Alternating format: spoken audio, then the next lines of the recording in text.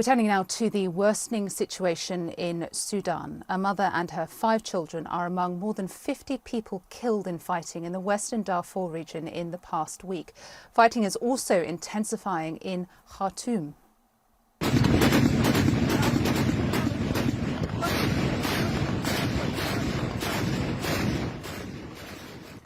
And there's little hope of a truce in sight. Talks between the country's rival factions have been suspended after repeated ceasefire violations.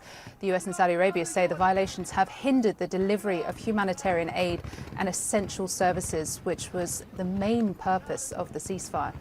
Well, the founder and executive director of Darfur Network for Human Rights, Mohammed Adam Hassan, joins me now live. Thank you for your time. I really want to talk about the situation specifically in Darfur because we know it is dire. The fighting has been intense and the people there are on the brink of a humanitarian disaster. You have been reporting in recent days that the RSF have actually been pulling back from the capital of North Darfur. What is the latest that you are hearing from your teams about that? Thank you so much for hosting me. My pleasure. Situation in Darfur region, totality, situation is very critical. Human rights violations and civilians. The life is very dangerous since the war started in Sudan. Civilian in Darfur regions, the civilians by militia group and RSF. So, and this is affecting them because now humanitarian crisis, because the civilian suffering is creating by their life, is specific. The humanitarian aids, they're suffering by the water, lack of the food, lack of the medicine. So, and no movement, all civilian. Now, their life is very dangerous because they need the protection and also from the specific in West Darfur, Guinea, now every day people died by the lack of food and lack of medicines and lack of water. So this situation, yes.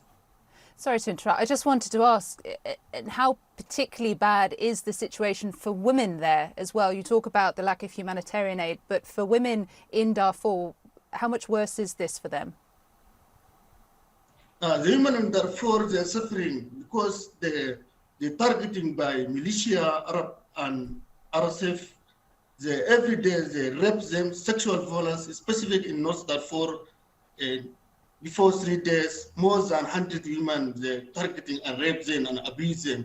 And also in the camps. And today I have report from my militaries underground in Salam camps in North Niala. So this area now, women's, the militia and RSF, they close the road between Salam and Niala, because if any women come in, the side of the body, the border, the RSF, they can looted the property and rapes him. Situation really in about women in Darfur region now is very worrying. Mm. And we know that there have been local militias who've been active in the area who've been drawn into this, but who has been responsible for the majority of the shelling in Darfur? Sorry again? Who has been responsible for the shelling or the majority of shelling in Darfur?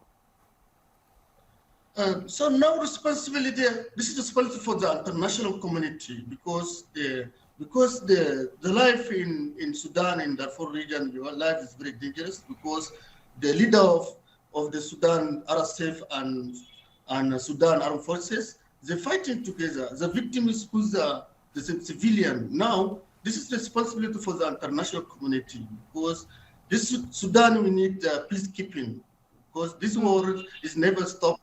This never stop one.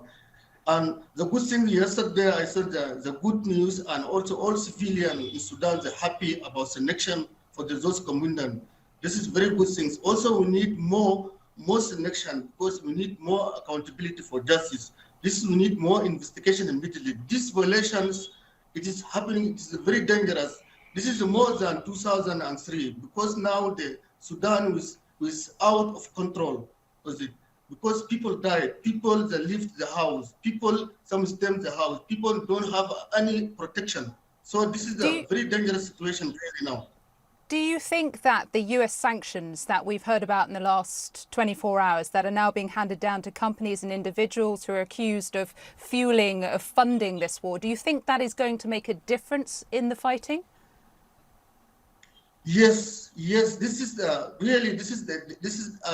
for me, according to my monitoring, this is the late, but now it's very good because the most of the resource of the RSF, they have the company in the Emirates and also the Sudanese armed forces. Also, this all have the company.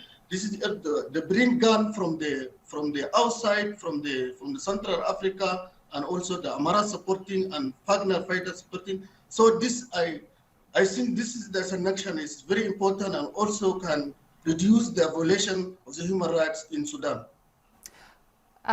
Mohammed Adam Hassan, we'll have to leave it there, but we appreciate you coming on and giving us your perspective, and we will of course continue to follow this as it develops in Darfur and other places across the country. Thank you.